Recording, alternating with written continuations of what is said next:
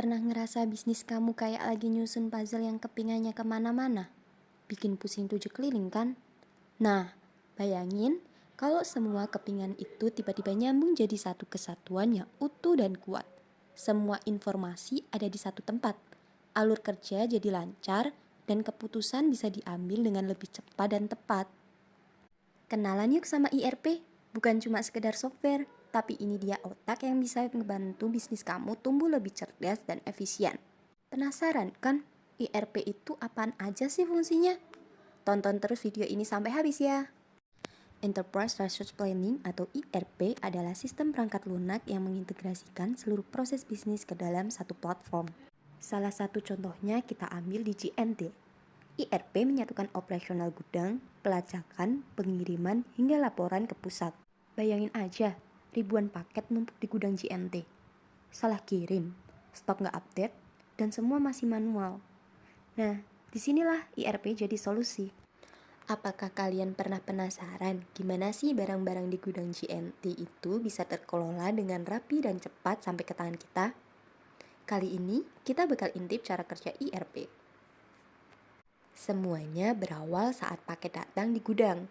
Kemudian, barang-barang ini ditempatkan dengan sistematis, bukan asal taruh. Nah, disinilah IRP berperan penting.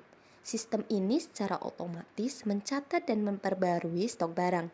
Jadi, ketahuan deh barang mana yang baru datang, mana yang sudah mau habis. Canggih kan? Setelahnya, kurir siap mengantarkan paketmu. Dan apakah kalian tahu yang paling keren? Kita bisa melacak status pengiriman paket secara real time. Semua informasinya terintegrasi berkat IRP. Jadi, sederhananya, IRP itu kayak otak pintar di gudang GNT yang bikin semua proses jadi lebih efisien. Mulai dari barang masuk sampai ke tangan kamu. Implementasi IRP memang menjanjikan banyak kemudahan, tapi kita juga perlu waspada terhadap beberapa risiko yang mungkin muncul. Yuk kita bahas satu persatu. Ini dia beberapa hal yang perlu kita perhatikan saat mengadopsi sistem IRP. Yang pertama, sistem error. Namanya juga sistem, pasti ada potensi terjadinya kesalahan teknis. Bisa jadi ada bug, error saat integrasi, atau masalah jaringan yang mengganggu operasional.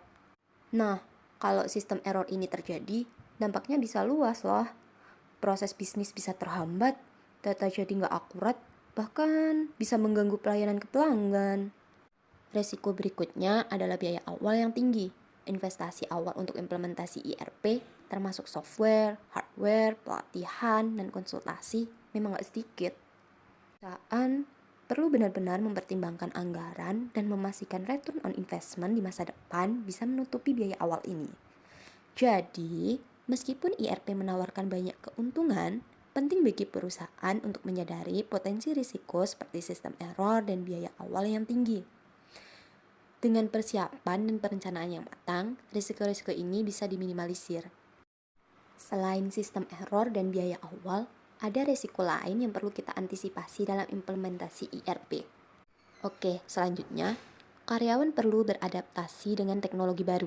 Perubahan sistem pasti membutuhkan penyesuaian dari tim. Jika karyawan resisten atau kesulitan menggunakan sistem baru, efektivitas IRP bisa juga terhambat.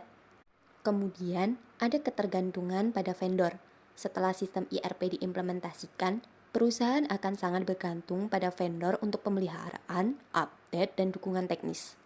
Jika ada masalah dengan vendor ini, operasional perusahaan bisa terganggu. Jadi, kalian harus ingat ya, selain masalah teknis dan biaya, kesiapan karyawan dalam menghadapi perubahan teknologi dan hubungan yang baik dengan vendor juga memegang peranan penting dalam keberhasilan implementasi IRP. Dengan kita mengenali dan mengelola resiko-resiko ini, perusahaan bisa memaksimalkan manfaat dari sistem IRP.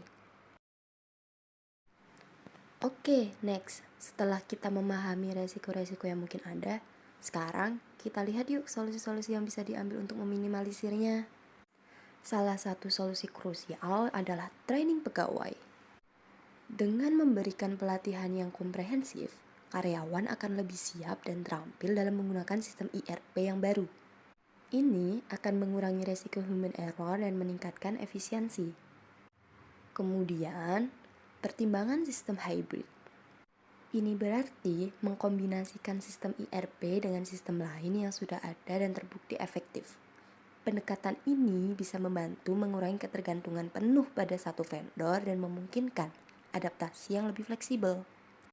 Jadi, dengan investasi pada pelatihan pegawai yang memadai dan mempertimbangkan implementasi sistem hybrid, perusahaan dapat lebih siap menghadapi tantangan dan memaksimalkan potensi yang ditawarkan oleh sistem ERP. Selain pelatihan dan sistem hybrid, ada solusi lain yang gak kalah penting untuk memastikan implementasi ERP berjalan lancar. Solusi berikutnya adalah maintenance berkala. Rutin melakukan pemeliharaan sistem, pengecekan teknis, dan update akan membantu mencegah terjadinya sistem error yang tidak terduga. Ibaratnya, biar mesin tetap prima. Lanjut, pilih ERP sesuai kebutuhan. Jangan sampai salah pilih sistem yang fiturnya nggak relevan dengan bisnis kita. Lakukan riset mendalam dan konsultasi untuk menemukan solusi ERP yang paling tepat dan sesuai dengan skala serta proses bisnis perusahaan. Dengan melakukan maintenance secara teratur dan memilih sistem ERP yang benar-benar sesuai dengan kebutuhan perusahaan, kita bisa semakin meminimalkan risiko dan memaksimalkan manfaat jangka panjang dari investasi teknologi ini. Solusi yang terakhir, tapi nggak kalah penting adalah layanan support 24 jam. Memastikan tim IT internal atau vendor siap sedia membantu kapanpun terjadi masalah adalah kunci ketenangan dalam menjalankan sistem ERP. Dengan adanya dukungan tanpa henti, potensi gangguan operasional bisa diminimalisir. Jadi, dengan kombinasi pelatihan yang tepat, sistem hybrid yang fleksibel, maintenance berkala, pemilihan ERP yang sesuai, dan dengan dukungan teknis 24 jam, perusahaan akan lebih siap dan percaya diri dalam mengimplementasikan serta memanfaatkan sistem ERP secara maksimal. Nah, setelah kita membahas tuntas mulai dari cara kerja, risiko, hingga solusi yang bisa diambil, apa kalian tahu kesimpulan utamanya? Oke, sini aku kasih tahu. Sistem ERP memang sebuah investasi besar dengan potensi luar biasa untuk meningkatkan efisiensi dan produktivitas perusahaan. Namun, implementasinya nggak bisa dianggap remeh. Perusahaan perlu memahami betul cara kerjanya, mewaspadai berbagai risiko yang mungkin timbul, dan mengambil langkah-langkah solutif yang tepat.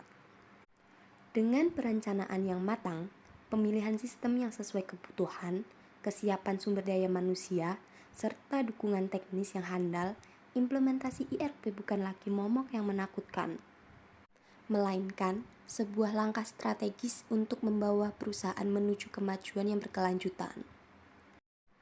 Teman-teman, itu dia tadi pemaparan kita mengenai seluk-beluk ERP. Mulai dari cara kerjanya yang efisien, potensi resiko yang perlu diwaspadai, hingga berbagai solusi cerdas yang bisa diambil. Semoga video ini bisa memberikan pemahaman dan gambaran yang lebih jelas bagi kalian yang tertarik atau sedang mengimplementasikan sistem ERP di perusahaan. Ingat, dengan persiapan yang matang dan langkah yang tepat, ERP bisa menjadi kunci sukses transformasi digital bisnismu. Sampai jumpa di kesempatan berikutnya ya.